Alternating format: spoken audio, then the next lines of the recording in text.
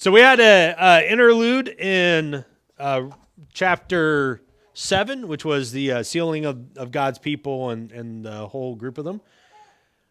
Is she talking or is she crying? She doesn't know yet. Okay. So we're going to pick up. So we had the first 6 seals in chapter 6. Then you had this interlude period, and now we're picking up the last seal. And that's kind of what, for the most part, John does, except for the bowls. They don't have an interlude, I don't think. But the trumpets will also have an interlude that we'll have to talk about. It's a little bit longer of an interlude than one chapter, so it'll take us a little bit of time. But we're going to pick up Revelation chapter 8, verses 1 through 5. And if someone will read all of that, we can then study it. When we opened the 7th seal, there was silence in heaven for about half an hour.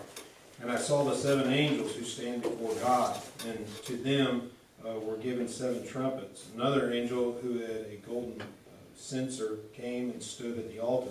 He was given much incense to offer with the prayers of the saints on the golden altar before the throne.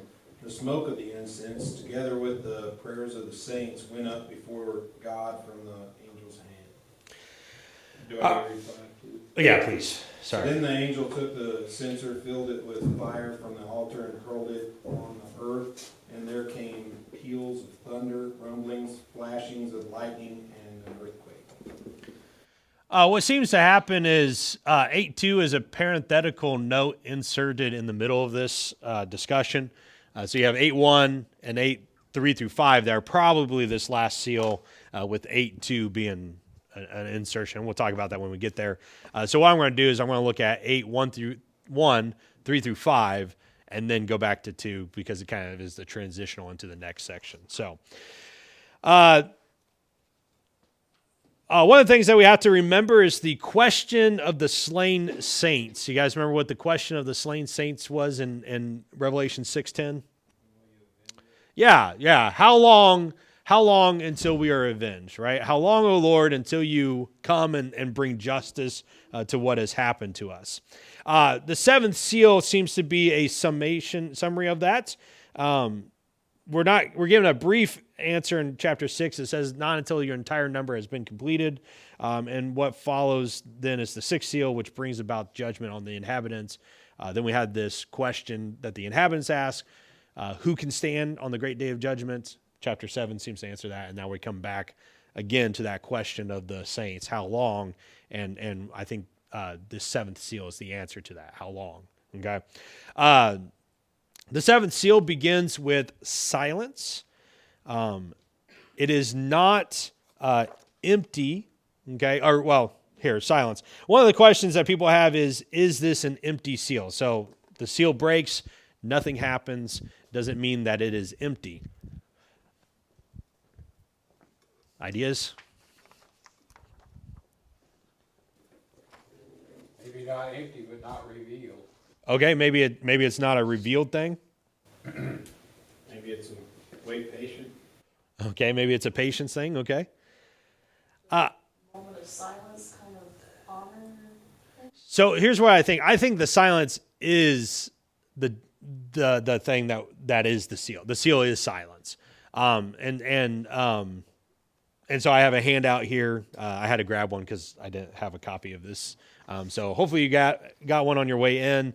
Silence is actually a very important idea of judgment in Jewish thinking. So Psalm 115:17 says, "It is not the dead who praise the Lord, those who go down to the place of silence." So the dead are not praising God. Psalm 31:17, "Let me not be put to shame, Lord, for I have cried out to you. Let the wicked be put to shame and be silent in the realm of the dead." Isaiah 47:5, "Sit in silence, go into darkness, queen city of Babylon, of the Babylonians. No more will you be called queen of kingdoms." Lamentations 2:10, "The elders of daughter Zion sit on the ground in silence." Lamentations is Jeremiah's writing after the destruction of Jerusalem. He's saying they're sitting in silence. They sprinkle their dust in the head and put on sackcloth. The young women of Jerusalem have bowed their heads to the ground. Habakkuk 2:20, "The Lord is in his holy temple. Let all the earth be silent before him." Zechariah 2:13, "Be still before the Lord, all mankind, because he has roused himself from his holy dwelling. Zephaniah, be silent before the sovereign Lord, for the day of the Lord is near. The Lord has prepared a sacrifice. He has consecrated those he has invited. A particular note is the Habakkuk one, because we've just seen God where? On his throne in heaven, right? Like, and this idea of in his holy temple is not necessarily the temple in Jerusalem. It's the temple of God that is heaven, right? The temple on earth is just a reflection of that more perfect temple that is heaven. And so here we have this, and he says, let all the earth be silent. If we go to Second Temple Jewish literature, we see this same idea as well. So 4th Ezra 7:30 notes silence coming before the final judgment. There's a thing called a midrash. And what the midrashes are is the teachings of, they're not called Pharisees anymore. What are the rabbis? The teachings of the rabbis after the destruction of Jerusalem. The Pharisees become rabbis, and they wrote down a bunch of their teachings, and we call it the midrash. And so the midrash discussion of often talks about silence that occurs just before judgment is dealt out. In the Wisdom of Solomon, 18:14, we're told about the silence that takes place right before the last plague of Egypt is given. And so throughout Jewish minds, the idea of silence is always the idea of judgment. And so I think the seventh seal, yes, silence is mentioned, but in the Jewish mindset, that means judgment has come, or is coming, or is about to come. And so if we go back to that question, how long, the answer is found in the seventh seal. It is now. Judgment is now. Now you will be vindicated. How long is the silence? Half an hour. Why half an hour? Incomplete time. Okay. It's a short time, yeah. Anytime we find hour in Revelation, it's always talking about the suddenness of it, right? So if you know that something's about to happen in an hour, usually, well, not usually, but sometimes you might be scrambling, right, to accomplish whatever needs to happen. Birthday party starts in an hour. We got to go. Church is in an hour. Let's get dressed, right? So we have this suddenness, and the half is just speaking of that suddenness as well. So the half isn't anything particular. It's the hour part of it. And so this, again, what's that? Even more rush. Yep. So here we're talking about how long. It's soon. Soon is probably a better way of thinking of it. So we are going to come back to verse 2. I want to kind of keep this idea of the last judgment, this vindication of the saints in mind. So we look at verses 3 through 4. There we're told that an angel comes with a golden censer. I don't know, I always think of the thing on a chain with that, right? He's coming with the censer. What does he do with the censer?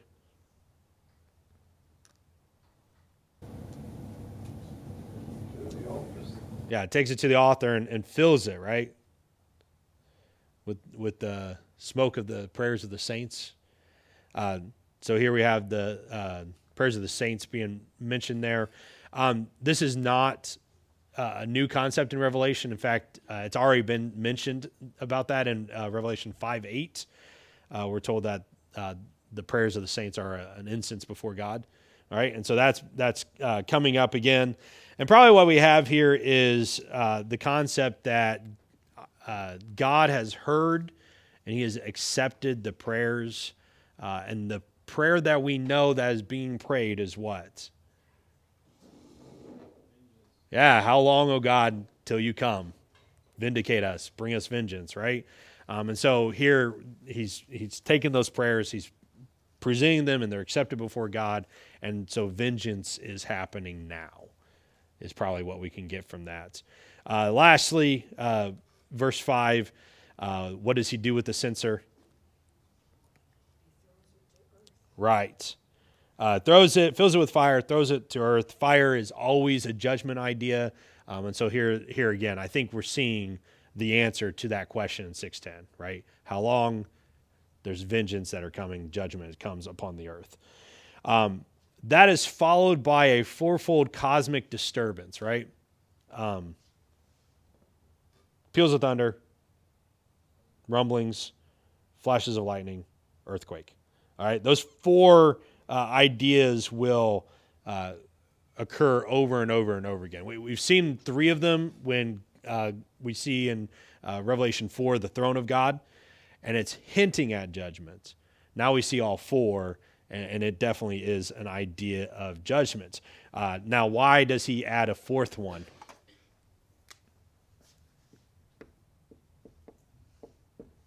He just had three. Why does he now have four? Yep. And what's the symbolism of four? Yeah, it's a universal scope. Okay, so that's what we probably have here is the universal scope of this judgment. He's throwing it to the earth. The entire earth is going to be judged. We do see several passages in the Old Testament that use these same four cosmic events. We see it in Exodus 19:16, Psalm 77:18 through 19, Isaiah 29:6, and Psalm 18:7 through 13. We will also see these four after the trumpets. So in the seventh trumpet and the seventh bowl. And what's fascinating is each time there's an intensification of it. So this one, it says there's thunders, rumblings, flashes, lightning, earthquake. The next one intensifies that a little bit, and then it goes even more when you get to the bowls. And so there's this idea that it's probably talking about the same thing. It's just talking about how the judgments are worse depending on how far away you get from really the people of God. So the seals seem to be affecting everyone, whereas the trumpets will particularly affect idolaters, so non-Christians. And we'll talk about that in just a second. So we also have an allusion to the events of Sinai. So when they get to Sinai in Exodus 19:16 through 18, they get there, they get to the mountain, and we're told that God meets them on the mountain. And what happens when God meets them on the mountain? What's that? They freak out, but why do they freak out? Because there's lightning, there's earthquakes, there's rumblings, there's all these things. And so we have that image in the back of our mind, and it kind of sets up John for what he's going to do with the trumpets, because the trumpets are a retelling of the Exodus story. Okay, so we're going to see how each of the trumpets kind of brings us back to Exodus and helps us maybe have a fuller understanding of that Exodus account. So additionally, what does Sinai teach us? Mount Sinai was where we got the Ten Commandments from Moses. Right? I think the power of God. Power of God? How quickly his people were. Yeah, that's an important one there. I think one of the things that we should recognize is that Sinai is where God was present on earth, right? Like God is on earth, and we have these disturbances. And so if that is the case, then I think we're having this illusion that the seventh trumpet is also God coming to earth in some way, that these cosmic disturbances occur because that final event. So I would argue that this is a telling of the last day, if you will. And now we're going to see more visions that kind of relate to some of that stuff as well. We do have to come back to verse 2 for a second. I don't think it's a part of the last seal. I think what John is doing is introducing what he's about to talk to next. That is a common literary device in this time. You would introduce a topic and address it later. We see it especially in the book of Acts. Okay, so Luke, when he writes Acts, he introduces Barnabas. We have no idea who Barnabas is, And then he goes and talks about some other people, and then he comes back to Barnabas, and he tells a decent amount of story about Barnabas. Same thing with Paul, or Saul Paul, whichever one you want to call him, right? We're introduced to him. He disappears from the story a little bit. We get a little bit more information, and then he disappears for 3 chapters, and then he has the rest of the book of Acts, from Acts 13 to 28, right? And so it's a common literary thing. Cornelius, story of Cornelius. Cornelius is introduced. Then we have this huge section with Peter, and then Cornelius is reintroduced. All right, and so I think that's what John's doing here. Is he's introducing the trumpet that will be explained later, and I think that the verse is probably transitional. So he's introducing this idea and then coming back to it. So I don't want to spend too much time on the trumpets until we get to the trumpets, which is next. So what do we learn? What do we learn? What does the last seal teach us? Judgment, Yeah. it is going to come. What's that? That it is going to come. That it is going to come? Not, How it will come? Not necessarily. I mean, he just says it throws a censer. So if you see a censer flying from heaven, watch out. Mokkala cocktail. Okay, yeah. Maybe. I mean, that might be what it, I mean, yeah. Watch out for those too. So, what I have here is God is coming to vindicate his people. Like we might have that question in the back of our mind. God, what is going on? Why am I suffering? Why does it look like evil is winning? And what we can get from this is God is coming. He will take care of it. He will vindicate his people. We just need to trust that this is going to happen. All right. So now that we've finished the seal judgments in Revelation, we must remember the core problem that John is writing about just for a moment. Christians in John's day were strongly anti-idolatrous, meaning that the other Roman gods were viewed as not being real and were very much impotent. In Roman culture, nearly every public activity was a form of idolatrous worship. So it's hard to live in a culture where, hey, it's time to go to the local parade, and as part of the parade, we're sacrificing to the Roman gods, right? Like, if you're living in that type of culture, do you go downtown for the parade? As a Christian, no.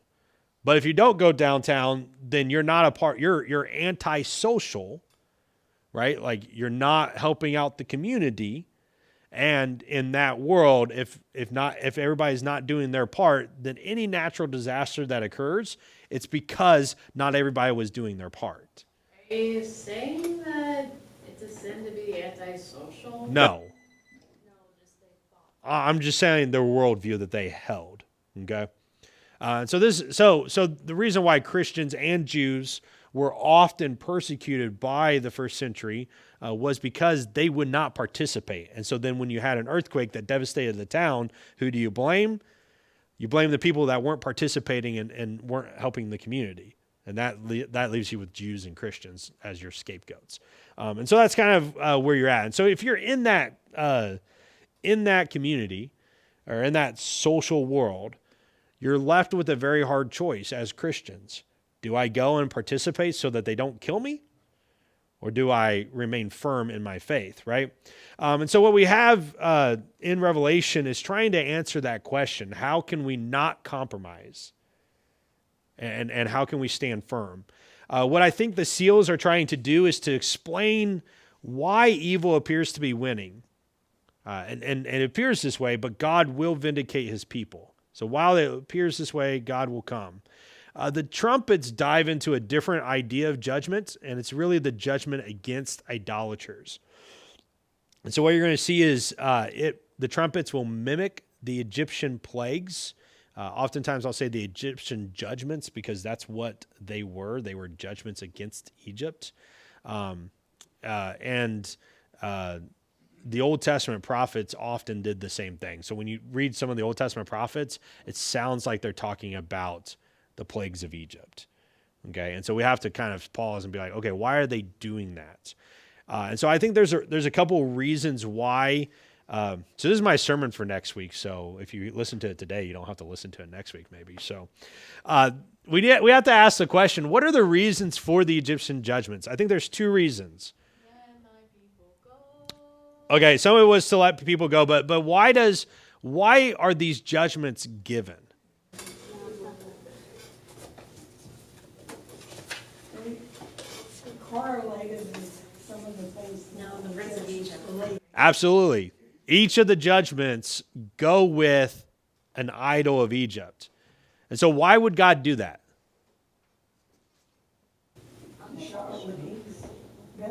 Yes, yeah. So one of the reasons why I think that there's judgments is to show the futility of idolatry. And I think we see that in Exodus 15:11, which reads this: "Who among the gods is like you, Lord? Who is like you, majestic in holiness, awesome in glory, working wonders?" Right? And it's a rhetorical question. Who among the gods is like you? And the answer is no one. Right? And so the Egyptian plagues are there designed to show the impotency of idolatry. So when we get to the trumpets and we see a reflection, a mimicking of that, I think the same message is there, right? Idolatry is impotent. It cannot save you. They are wood, they are stone, they do nothing, they do not walk, they do not talk, they do nothing for you. Why are you following them? And so for the Christians, as you're reading this, you should be thinking to yourselves, what idols am I relying upon that I should not be? Now, in the Roman world, it was a lot easier for John to say that, right? Because everything was very overtly idolatrous. In our world, it still is, but we don't do it. We don't announce it as much, right? Again, people generally are not sacrificing animals during the public parades. I hope not. It doesn't mean that we're not being, I'm not saying that you shouldn't go to parades. Don't hear that, right? But it doesn't mean that we aren't being idolatrous in certain areas of our lives in a very public way. We need to be aware of that. And I think Caleb's been reading a book that talks a little bit about that. So if you want more information, he has that. There is a second reason. What's the second reason that the plagues came?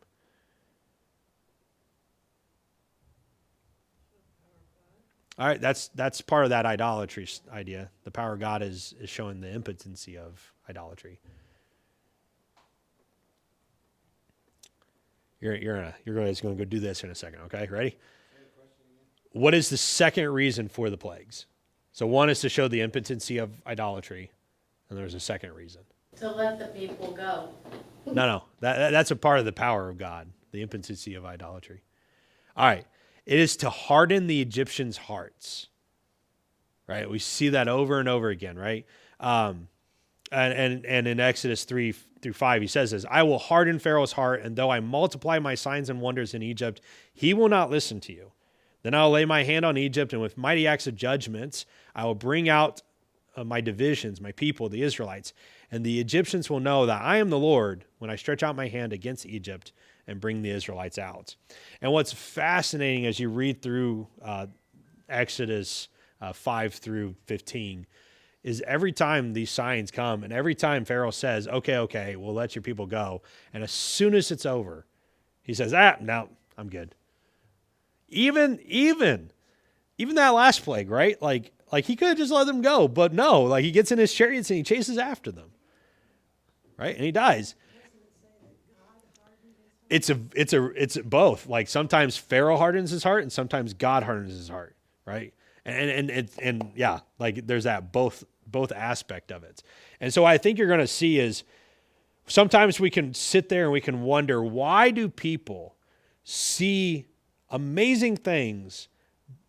There's no reason they can't know the truth. Why do they choose still not to follow Jesus? And the answer is because they've been hardened. Either they've hardened themselves or in action, God has hardened them because of their rejection.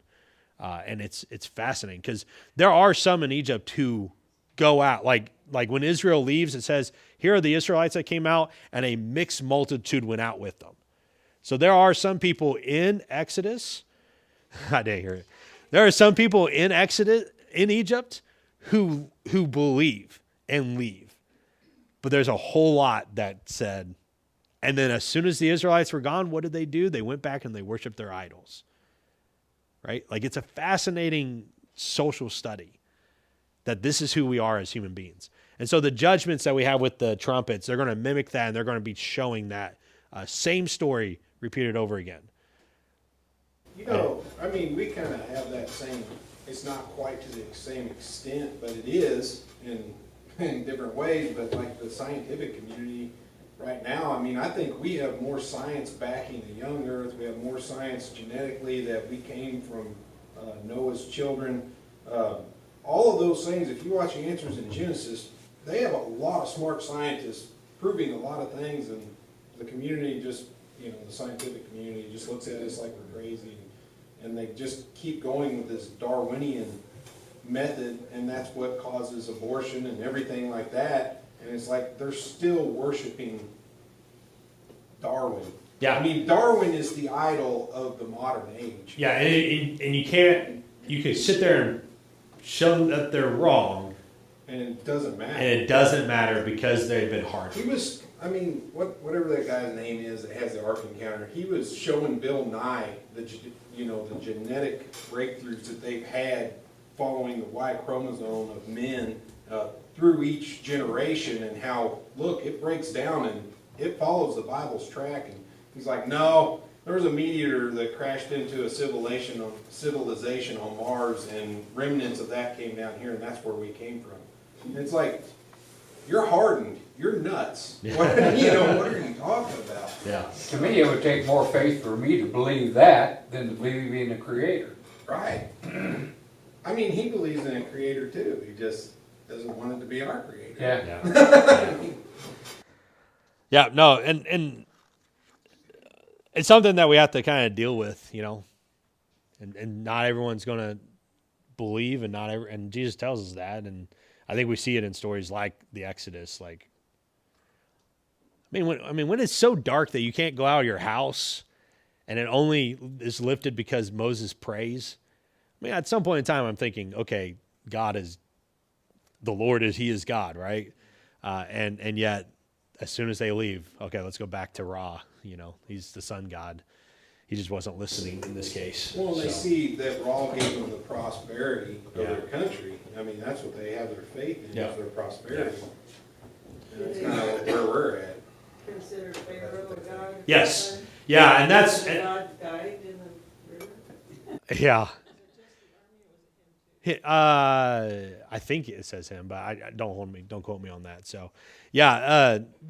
Their gods kept dying, right? Like, and you had a new god that arose. So, and one of the fascinating things is the firstborn, especially the firstborn of Pharaoh.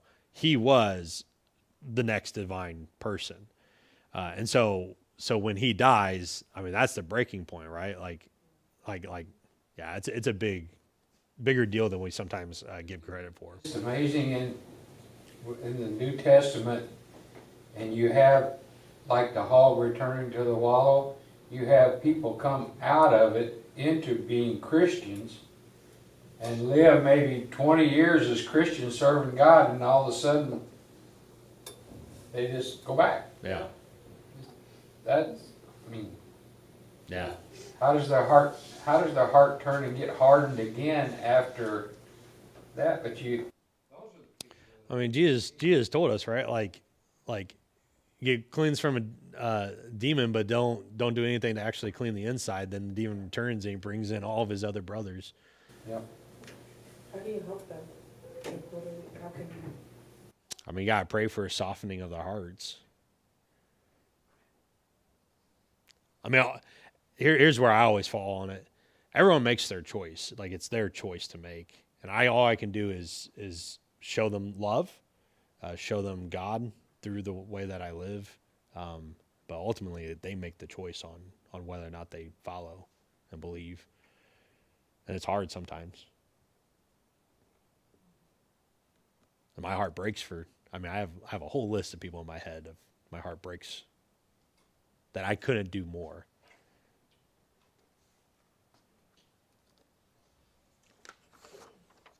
But you're all here. And so I focus on you all. So, All right, let's look at some of these trumpets. We're going to read the first 4 together, and so I'll go ahead and read it. Make sure I get my place here. The first 4 kind of are collected together. It says this. Then the 7 angels who had the 7 trumpets prepared to sound them, and the first angel sounded the trumpet, and there came hail and fire mixed with blood, and it was hurled down on the earth. And a third of the earth was burned up, a third of the trees were burned up, and all the green grass was burned up. And the second angel sounded his trumpet, and something like a huge mountain, a blaze, was thrown into the sea. And a third of the sea turned into blood, and a third of the living creatures in the sea died, and a third of the ships were destroyed. Then the third angel sounded his trumpet, and a great star, blazing like a torch, fell from the sky on the third of the rivers and on the springs of water. And the name of the star was Wormwood. And a third of the waters was turned bitter, and many people died from the waters that had become bitter. And the fourth angel sounded his trumpet, and a third of the sun was struck, a third of the moon, and a third of the stars, so that a third of them turned dark. A third of the day was without light, and also a third of the night. All right, the first trumpet is blown, and we're going to see that same phrase. So he sounds the trumpet, okay? So first trumpet is blown, and if we're paying real close attention, we already see the connections between Exodus and Revelation, right? So in Exodus 9, the 7th plague was hail and fire.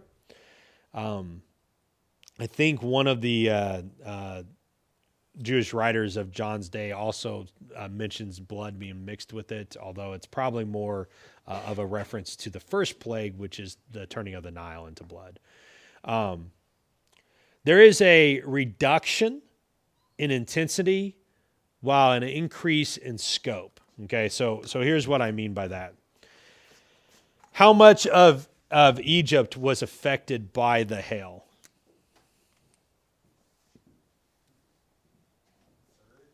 All. Yeah. All of Egypt is affected. So what we have is a reduction in intensity. So how much in every single one of these trumpets? Yeah, it keeps repeating over and over. A third, a third, a third, a third. So we have a reduction, yet an increase in scope. So is it just Egypt that's affected, or all of it's, right? And that same pattern happens throughout it all, right? We have a reduction in intensity, but a increase in scope. And so a third versus all of Egypt, but universal in nature. Interestingly, we do have an increase in the intensity from the seals. All right, so the seals, what did it say at the very last seal? How much were affected? Anybody remember? I know it's been a while. It was like before Christmas. So in the seals, what we have is 1/4 are affected. And what we see in the trumpets is how much? So we're going to get to the bowls, and how much are the bowls? All. I gotcha. Now, interestingly, in chapter 10, John says, I heard thunders, and I was about to write down what the thunder said, but God said, seal it up. All right, and so this is probably the half that John doesn't include for us. And if we take that as the case, then what do we have? We have 4 judgments. And 4 represents what again? A completion about the whole earth, right? So assuming that there are 7 thunders, and I think there are, I think he says that, and that they're talking about judgments like this, then we have a completion within the sets of 4. We just don't know what the thunders say. So yay for us. So a third is an increase of the seals. 4th. Again, we should have this hint of the first plague, the Nile turning to blood, which actually becomes the subject matter of the next 2 trumpets. And so it kind of is hinted there, and then it goes on. The second trumpet is blown in verse 8. And again, we should focus again on the plagues of Egypt. In this case, the sea turns to blood, and animals die. So in the first Egyptian judgment, the Nile turns into blood. The fish that are living in the Nile, all of it dies. It begins to smell really badly. And then Pharaoh has Moses fix it all, right? And so that's what we have here.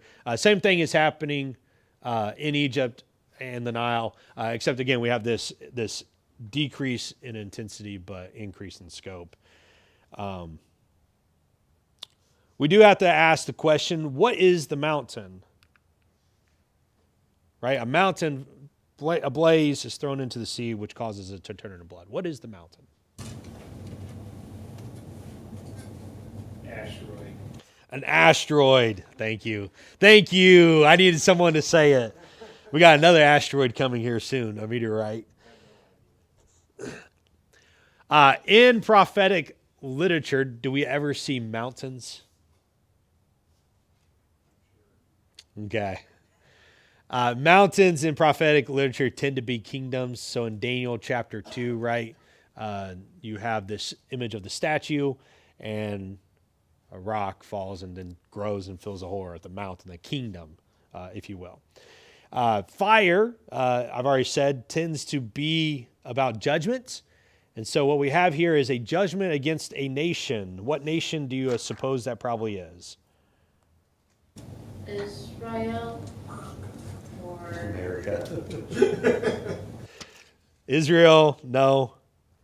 America, probably not. Huh? Probably Rome.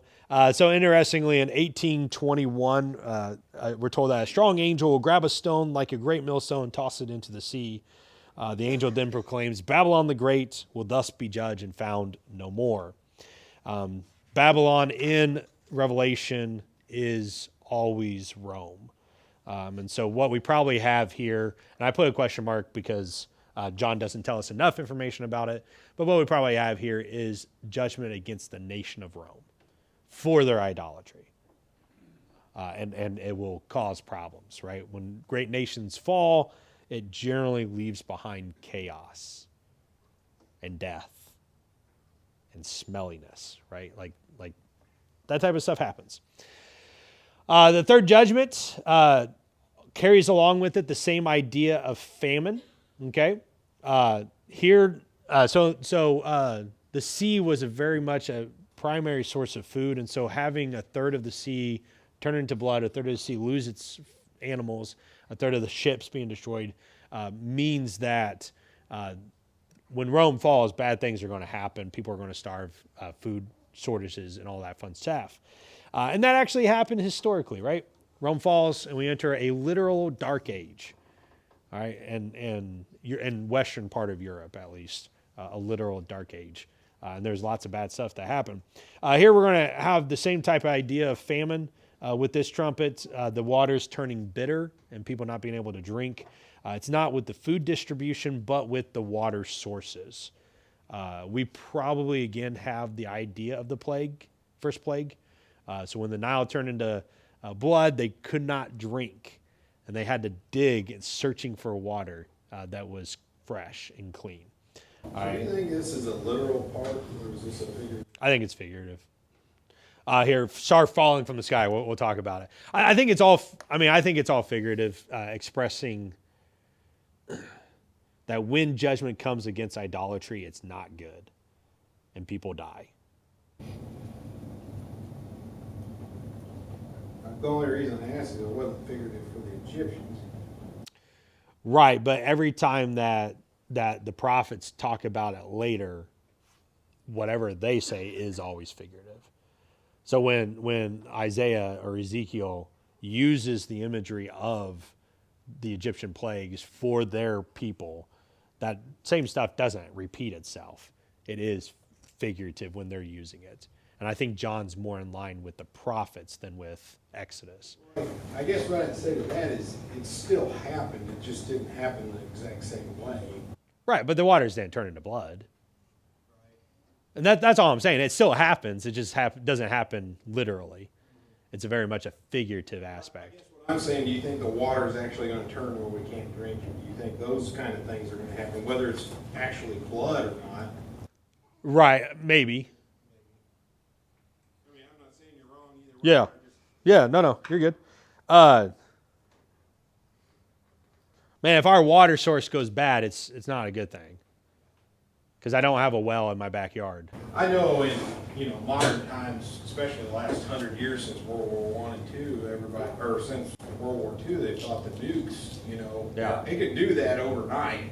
Yeah. And so, I don't know. Yeah, I mean, I'm not saying that our water sources can't be tainted. And that would still fit the figurative Right. framework of. I think one of the important things from these two, the second and the third, is the idea of famine is associated with it, right? A lack of food and a lack of water.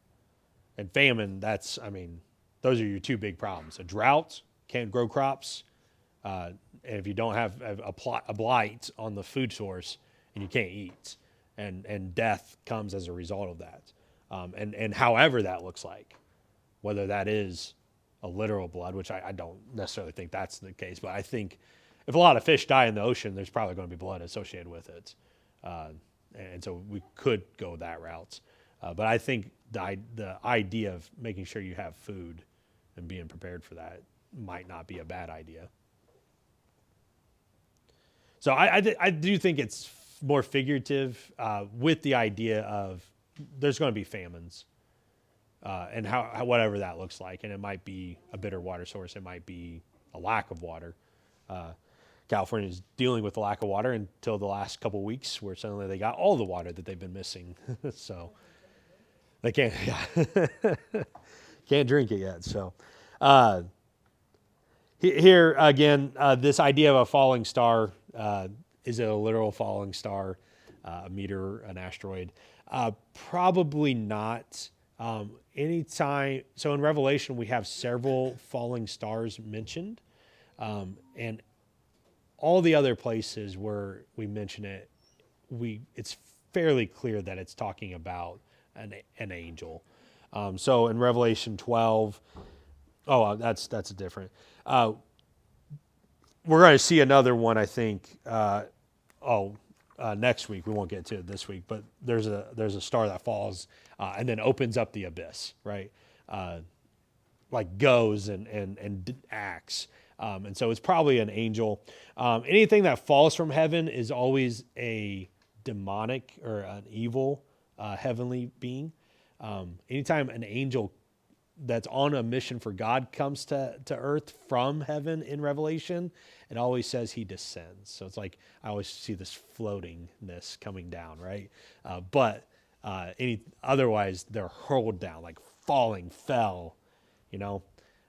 That is always an evil spirit of some sort. We see that in Revelation 12. Revelation 12 says Michael hurled the dragon down. Daniel talks about the idea that heaven or earthly beings or earthly institutions have heavenly representatives, right? So in Daniel, don't quote me on the chapter, but I think Daniel 7, 8, 9, that's one of the ideas, right? Daniel sees all these things. And he's told, Michael is out there defending this angel or that angel, and it seems to be a representative. And so what I think we probably have is that idea here. So we just saw the mountain thrown in to the ocean, and now we have a star that's falling down as well. And so maybe we can associate this with the heavenly being that represents the nation of Rome. That's a conjecture. Don't hold me to it. But I think that's probably something to that effect is what he's talking about here. So here we're seeing a lot of judgment against Rome being hinted at. It will be the main primary discussion later on in Revelation, especially when you get to like 17, 18, and 19. There he's very overt that that Rome calls it the whore of Babylon. I mean, they are not good. The last trumpet that we're going to talk about today, oh wow, I didn't realize what time it was. It mimics the ninth judgment, which is the judgment of darkness. The plague of darkness also had a theological significance for Second Temple Judaism. Again, I think this is probably where we see probably not a literal darkness, but a darkness on a spiritual level of people. I think that's what he's trying to hint out here. So Second Temple Judaism recognized that the darkness plague of Egypt was a polemic, which means an argument against Ra, the sun god of Egypt. Ironically, when you read that story in Exodus 10, it says the Egyptians were in such fear that they stayed in their houses for the entire 3 days, what did the Egyptians do to the Israelites? Held them in captivity and bondage, right, as slaves, and yet they themselves were held in bondage to the darkness that God gave them. John, I think, adds to this thought, and I think darkness is an emblem of the human separatedness from God, separated from God's state. Okay, that should be like all hyphenated. The fact that we are separated from God, the state that we live in, that is darkness. And it hints at a final darkness, a fuller darkness of the final judgment that is to come. And so here we see that darkness also hardens their heart towards God. Does it say that here? Not here. Egypt, the darkness just continued to harden them. And so I think we still have that. And I think that the idolatry that people often are in leads them to rejecting God and being in a very dark state and unwilling to turn to him. And I think that's what John's trying to hint at here. All right, what can we learn from these first 4 trumpets? When their trumpets blow, it's going to cause a lot of devastation to the world. Okay.